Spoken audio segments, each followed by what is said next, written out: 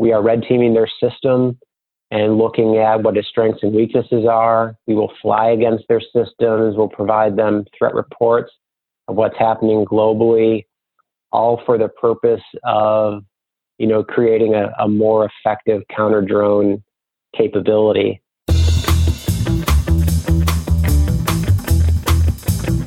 You're listening to the Drone Radio Show podcast, the show about drones and the people who use them for business, fun, and research. Hosted by Randy Goers. Hello, everyone. This is Randy Goers, and welcome to the Drone Radio Show podcast, episode 232. How can seeing ourselves through the eyes of our adversaries strengthen counter-UAS? For that question, we turn to Scott Crino, CEO of Red 6 Solutions. Red 6 Solutions is a red teaming company that provides their clients with a view of themselves from the perspectives of their adversaries, enemies, and competition.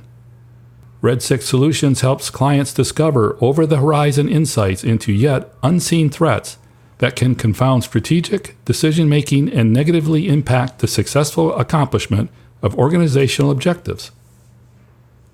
Scott served 21 years in the U.S. Army as an Aviation and Operations Research Systems Analyst Officer in multiple combat zones, holding several command and staff positions. Prior to Red 6 Solutions, Scott served as president of Crino Consulting Group and managing director of Teneo Holdings. He has planned and executed dozens of red team events for government, commercial, and international clients.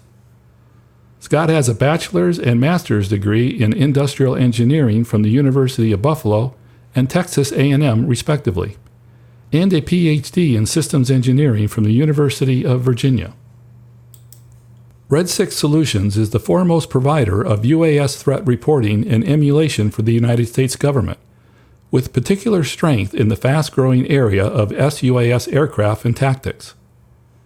Red 6 pilots have flown against virtually every counter-UAS system being used by or being marketed to the U.S. government. In this episode of the Drone Radio Show, Scott talks about Red 6 Solutions, the concept of red teaming, and gives us insights into the current state of counter-drone solutions.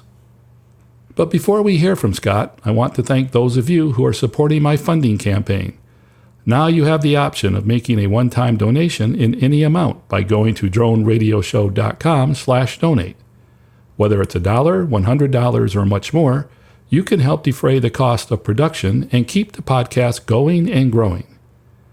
And if you'd like to make a monthly contribution, you can still go to patreon.com/droneradioshow. So let's learn how seeing ourselves from the eyes of our adversaries can make us better with Scott Crino of Red 6 Solutions. Let's pick up the interview where I asked Scott to introduce himself. My name is Dr. Scott Crino, and I'm the Chief Executive Officer of Red 6 Solutions. Scott, what does Red 6 Solutions do? Red 6 is a small strategic advisory consulting firm whose employees practice the art of red teaming. Red teams help institutions in competitive environments visualize themselves outside of their daily routines, helps them evaluate plans, identify institutional and strategic vulnerabilities and weaknesses, and potentially improve performance using simulations, vulnerability analyses, and alternative perspective analyses. The items that can impact an organization's preparedness can come in many forms, including policies or regulations, competition in the workspace, weather phenomena such as the resilience to hurricanes or tornadoes, could be cyber intrusions, or even physical threats like criminals or terrorists. What is red teaming and where did it come from? It originated in the military. Many years ago, commanders would use red teams to test their plans to determine if they would be effective on the battlefield by having an alternative perspective and an understanding of what the threat might do in the face of their actions. So it's looking at current or proposed systems and seeing how they actually perform against a certain set of expectations.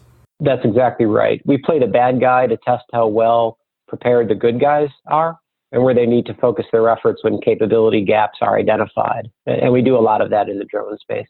Who are your typical clients? Red teaming has always found itself more at home with government and commercial entities. So while our desire really is to take it to the commercial space, the bulk of our work is with the government. The government currently makes up about 70 to 80% of our revenue. We provide red team services currently for the Marine Corps, the Air Force, the Coast Guard, Department of Homeland Security, the Combating Terrorism Technical Support Offices, and a few others. How does red teaming apply to the drone industry? Red teaming in the drone industry is primarily about replicating the tactics, techniques, procedures, and technologies that we see demonstrated by various threat groups, including activists, terrorists, paramilitary organizations, or criminals. We replicate the drone, the tactics, and then use the same flight components. Beyond that, we also develop our own tactics that we've never seen demonstrated, at least to date, on the battlefield, with the assumption that if we can do it, they will likely be able to do it in the near future.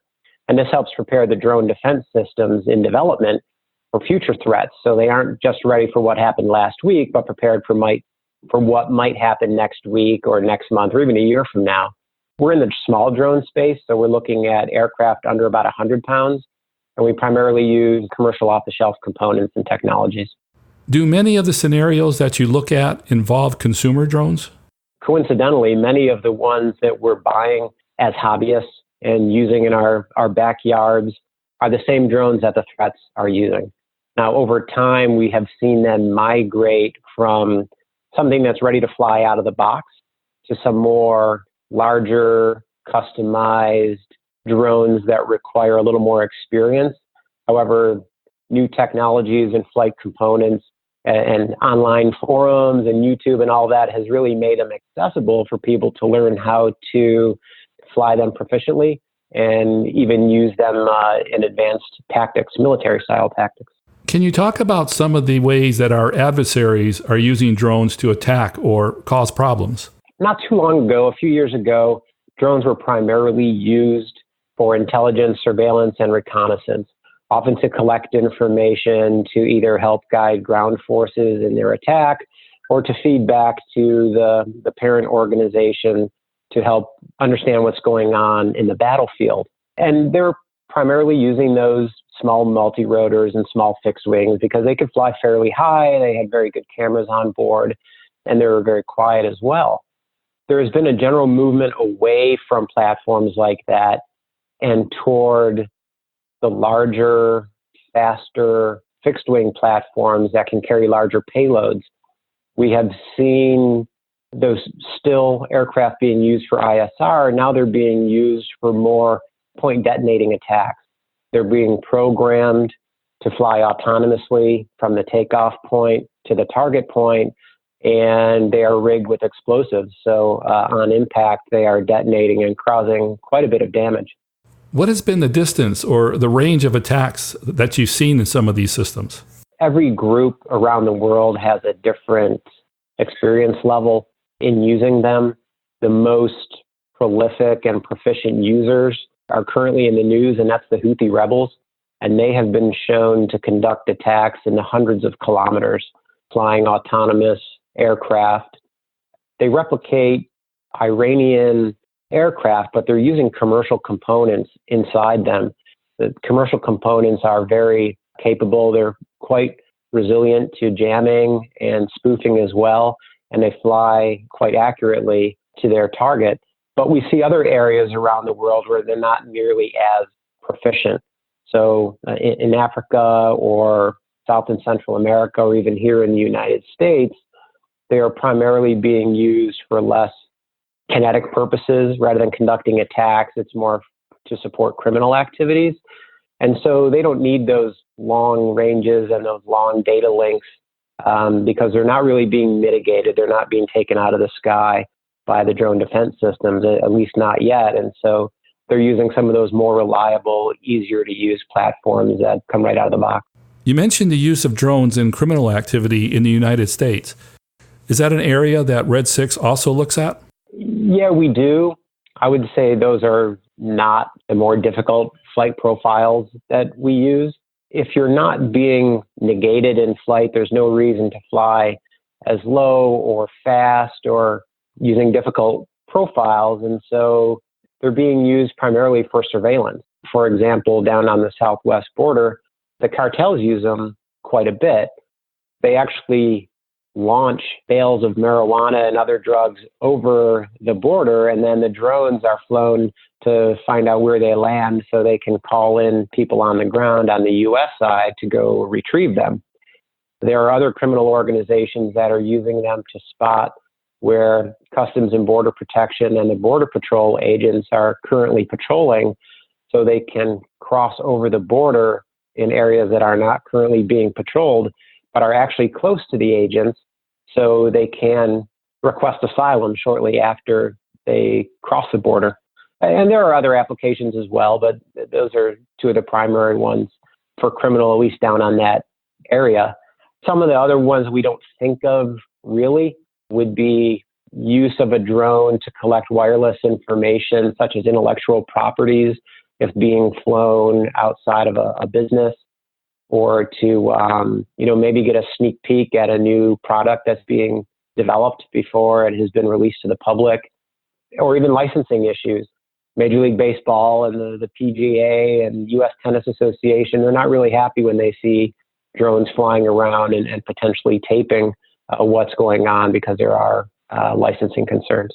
When people ask, how worried should we be here in the United States in regard to drone attacks, how do you respond? Forgive me if this winds up being kind of a lengthy response. I think there is a need to kind of understand the whole evolution of what got us to where we are now.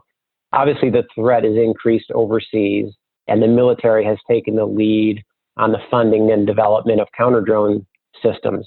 My company monitors more than 300 technologies that are directly addressing detection, tracking, identification, and or the defeat of small drones. And there are technology developers all over the world joining the fight. So radars, radio frequency sensors and jammers, electro-optical and infrared cameras, acoustic sensors. There are net systems, lasers, interceptors, you name it, right? There are a lot of products on the market. Well, the Department of Homeland Security and federal, state, and local law enforcement agencies and others are doing their best to leverage those technologies as well. So they regularly participate in the test and evaluation exercises of new systems and improved technologies that are entering the market space. The issue is, or one of the issues is policies. The authorities to use counter-drone systems domestically is very different from in combat zones. So the operational requirements of those counter-drone systems and the options for viable solutions are also very different. So using a kinetic system to, say, blow a drone out of the sky has obvious issues with potential collateral damage. Plus, it's just against the law. Even taking over someone else's private property when you may not have certainty regarding how or why the drone is being used would be a violation of existing laws. In terms of the technology, there are many ways to modify and customize commercial aircraft that would increase the risk to civilians. So even if the laws and policies allowed broad mitigation of drones operating in certain areas they're not allowed to fly in, we still have trouble detecting and tracking and defeating certain platforms, especially those being flown autonomously with pre-programmed flight paths where there's no data link to manipulate. And then on top of all of that, there are so many contributors to the drone technologies, it's hard for counter-drone developers to keep up with those advancements. So it's not just the vehicle itself, it's the data link systems, the GPS, autopilot systems, training that can be obtained online through chat forums or YouTube channels. With all these contributors, you can see that it's likely that the gap that exists between the drone and the counter-drone system is only going to increase because it takes so much longer for a counter-drone system to respond to what's happening in the market space. So how do we stay ahead of the threat, recognizing the different obstacles and the challenges? I think the first step is to improve our knowledge, how drones are being used, where they originate from, where they're going. It's difficult at best to implement a solution if you don't know exactly what the problem is. And this includes reporting of events to local law enforcement and the FAA when a suspected unauthorized flight is occurring. We need to share information. And then from that, we need the policies in place that will balance civil liberties and the protection of our citizens. There's already some movement in these areas. More passive drone detection systems are being put in place every day at various locations to collect the required data. And also the Prevention of Emerging Threats Act, passed in October of 2018, now allows the Department of Homeland Security and the Department of Justice the necessary legal authorities to detect, track, and even mitigate threats from small unmanned aircraft at specific locations, particularly those of national interest. So the data and the policies help determine what operational capabilities are required to develop effective counter-drone systems. But until we have that information, the proper system is not going to be in place. Now, there are a few other initiatives going on as well, like requiring authentication systems on board each air vehicle to identify them as either friend or foe. And this may ultimately be required as more drones enter the national airspace for legitimate purposes like industrial use or package delivery. But it's a long way off, and I think there is a need for kind of an immediate interim solution. In addition to testing your client's systems, is Red 6 involved in designing the solutions? We are. We have some clients that are actually counter-drone system developers. And so those that are really trying to get a leg up, understand how the threat is evolving globally, we work with them directly. We are red teaming their system and looking at what its strengths and weaknesses are. We will fly against their systems. We'll provide them threat reports of what's happening globally, all for the purpose of, creating a more effective counter-drone capability. Of all those systems on the market that I mentioned, the 300 systems, I think it's probably fair to say, there are a few dozen that are really viable, feasible solutions. But every one of those 300 has a time and a place where it's going to be effective. So it's important to know where and when that is. So we have to assess each environment differently and then select the solution that is most applicable to that environment. And it's usually not a one-size-fits-all. It's one vendor's radar and someone else's radio frequency sensor and someone else's camera. It's kind of piecemeal. It's a suite of technologies typically. What's the profile of an ideal client for the type of services that you offer? I would say it's those that aren't scared to learn a little bit about themselves, because it's not fun to hear when you have weaknesses or capability gaps. And so we try to work with people and clients who are really willing to kind of open the books and allow us to be the bad guy. They have to kind of have that desire to improve from within. Now, what makes red teaming successful is when you try to do it from within, there are these internal biases or groupthink or maybe a hesitation to air the dirty laundry to the boss that doesn't exist when you bring in an outside group. As it turns out, when you pay someone else to be the bad guy, you listen to them a little bit more. And so we try to work directly with them, but also maintain the autonomy to say exactly what we feel, all for the purpose of helping them ultimately.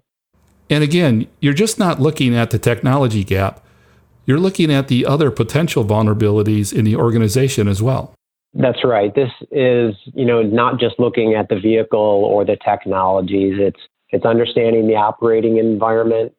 It's identifying our own vulnerabilities to understand where the threat and how the threat may attack.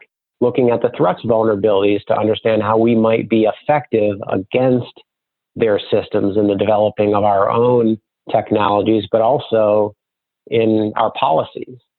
And then we have to look at, what are the best solutions to implement. It's not always that expensive technology. Sometimes it's just training and getting people to understand how to respond during a drone incident.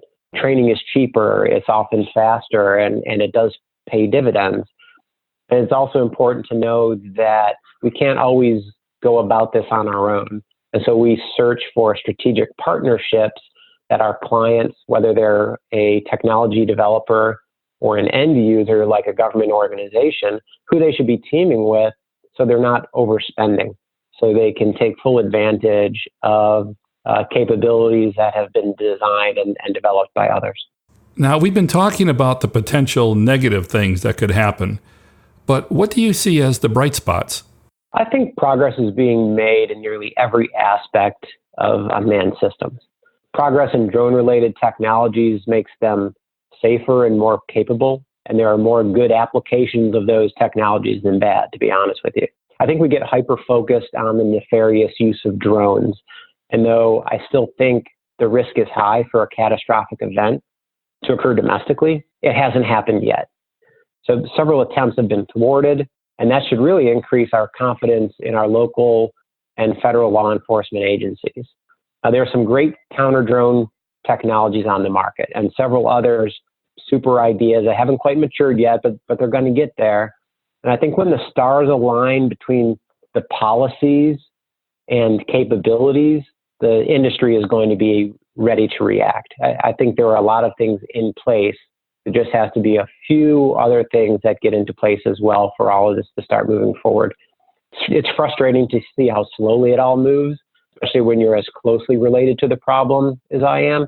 But if you're patient and take a step back, you can really see that everyone's heart is in the right place and we are making progress. Obviously, good intelligence is one way to uncover threats before they actually materialize. Can you comment on the challenges of piecing together the right information within the current climate? Yes, in short, absolutely. One of my frustrations dealing so closely with the government is that a lot of the intelligence is kept within the intelligence community. And as it's released, it's kind of piecemeal and not all the information is there. And it's often not sequential either. And so it's extremely difficult to identify trends when you receive a report from an event that occurred in June, and then one that occurred in March, and then one that occurred in August. And when that's happening, you're not seeing the migration of certain tactics from one region of the world to another, or the use of a new technology in a particular area. And so we do develop our own threat reports from open source information, and we push them out to as many clients as we possibly can, so you can identify those trends better. More than the aircraft themselves, we're looking at the trends of the flight components. If they're moving from, line of sight to then first person view to then, autonomously flown aircraft, that shows us that they're likely going to fly them a little faster, a little bit further. And as they're doing that, they're probably putting a payload on board as well, and may go from just a surveillance mission to more of an attack mission. So the more accustomed you are to kind of dealing with this, the more of the little nuances you can pick up and identify some of the trends and some of the changes that are occurring in these different areas of the world. What do you find to be the most challenging part about what you do? There are frustrations regarding the pace, as I said, at which decisions and changes are being made. But I think much of that is due to just a lack of understanding. And though it's awful to hear about deaths and injuries that may have been prevented if the right defense systems were in place, it's not because of a lack of a desire to employ those systems. I think everyone's heart is in the right place. And so though there are the challenges in how quickly you think something should occur, I really am heartened by the fact that there is so much effort behind this. And that includes money. It's people and money. There's a lot going on in this industry. And I would think that just by the nature of your job, at least the way you described it, you get to employ a lot of creativity. In my opinion, there's no better job than to play the bad guy, right? It's like it's a completely different rule book. And at the end of the day, you're still trying to help get the good guy on the right path. And so it's very interesting and it's very fun, and there's nothing I'd rather do. Is there anything that we miss that we should talk about? I think one of the things that should be pointed out is that just because something hasn't happened here yet doesn't mean that it can't happen very quickly. So what we have noticed is around the world, kind of that trial and error period that has occurred over several years has been cut way down. Effective tactics migrate very quickly from one part of the world to the other.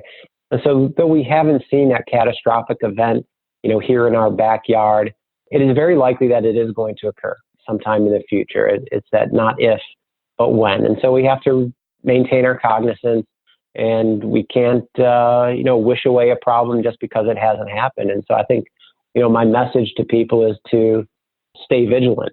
And another thing I'd like to say is, whether you're a certified small UAS remote piloting command, just a hobbyist, or just interested in trying out a drone for the first time, be mindful of where and how you're flying.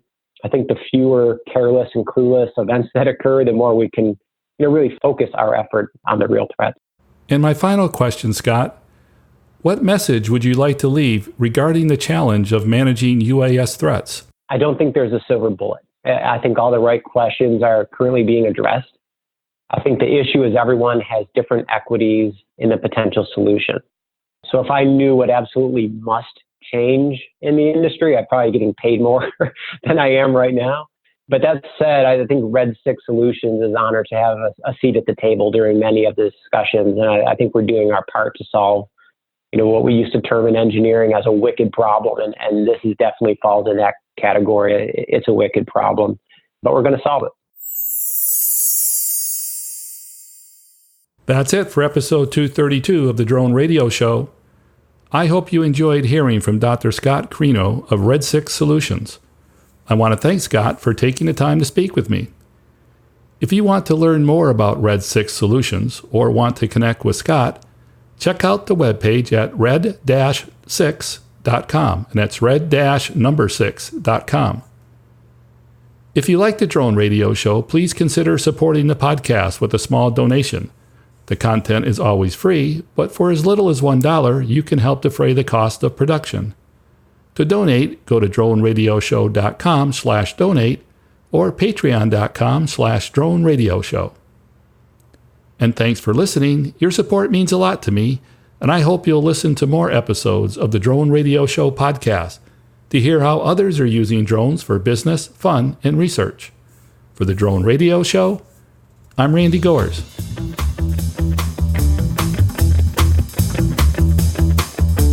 This has been the Drone Radio Show podcast. More information on today's show can be found on our website at www.droneradioshow.com. If you're using drone technology for business, fun, or research and would like to share your experience on the show, please visit our website and fill out a guest appearance application. And don't forget to follow us on your favorite social media channels.